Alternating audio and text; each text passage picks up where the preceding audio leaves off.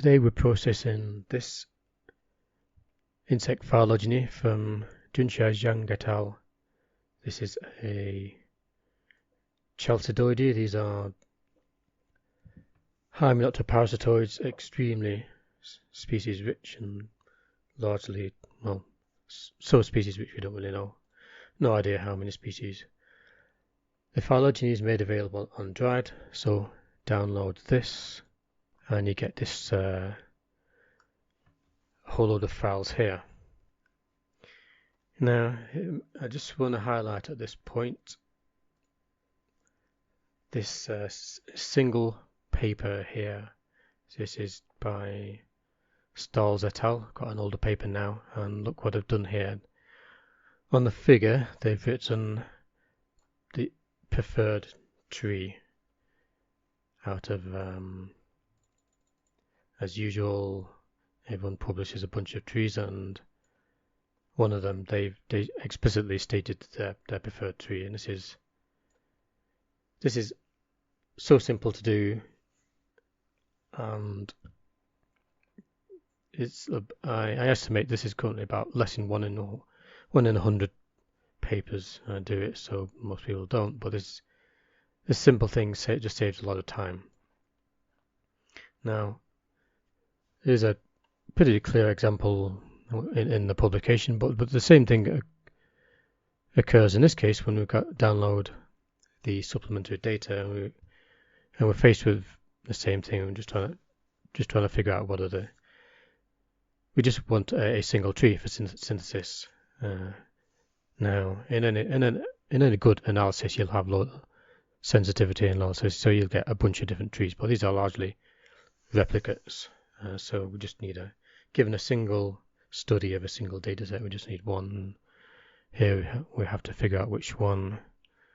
It took me a while to figure out which one.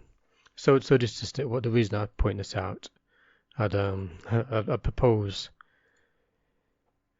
simply naming the file, or in the if it's a README file, just stating the author's preferred tree as the file name. That would save a whole lot of time for if you want your tree to be used in synthesis.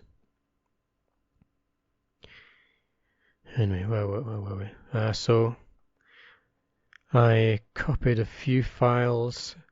Now some of them are a load of bootstrap replicates, so I used some trees to summarize. And when I looked at these were clearly not the authors. Clearly not the trees.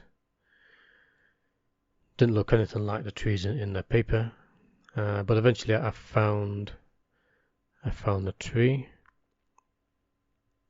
Is in this file. In this file we have 3 trees, and apparently the first tree in here is there, but it's not really any indication of this. But anyway, so I took out that tree, and firstly opening this in a tree viewer, and it is unrooted, which is pretty normal. So here they're obviously testing 3 different topologies. So the old way of doing that would be something like a like-load ratio test, and that would not really care if it is rooted or not. So these are all unrooted, and the tree in the publication is of course rooted. So first we need to unroot and you can see there's a paraphyletic outgroup, you might call it.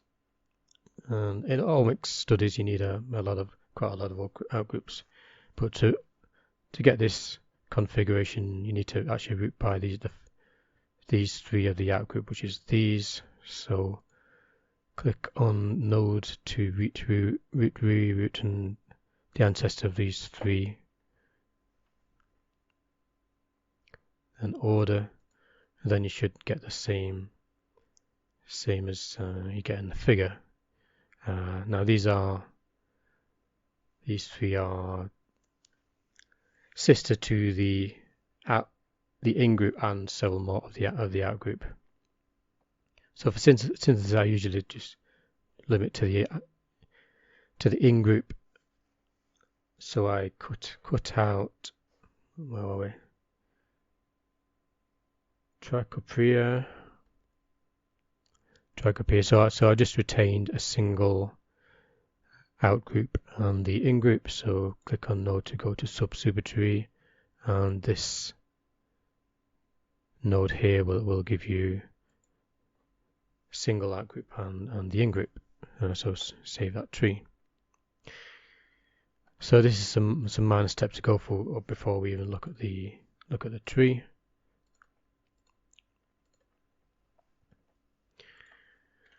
So I have a Perl script as always to process this, and probably there's not much needs doing. So that was rooted, and let's have a look. So here we have the tree in the Newick format tree in the author provided.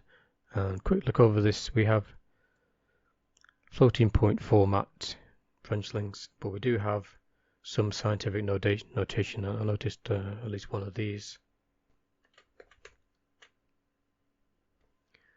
So grep with E minus, and that will give us, in this case this is uppercase E, sometimes you have lowercase. But that means if we want to remove branch lengths, then we have to add the E to this.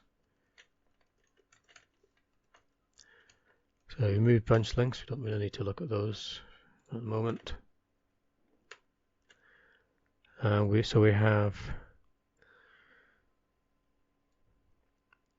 Hymenoptera underscore family name underscore genus name, and either the species label, which can be an actual name, or CF is common taxonomic abbreviation, which is fine, and sometimes we have species unknown. Now they haven't put specifically order name underscore starter string. It's because these are all Hymenoptera, so there's not really any reason to have this. If you had multiple orders, then this would make sense, but there's not much point to this. And other thing we have CDS in some cases.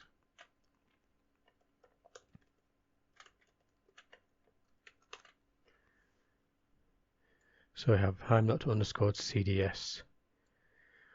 This is the abbreviation you'll find in NCBI sequence entries. It means something like coding sequence, but for some reason that's been put between the Hymenoptera and the family name, so that needs removing.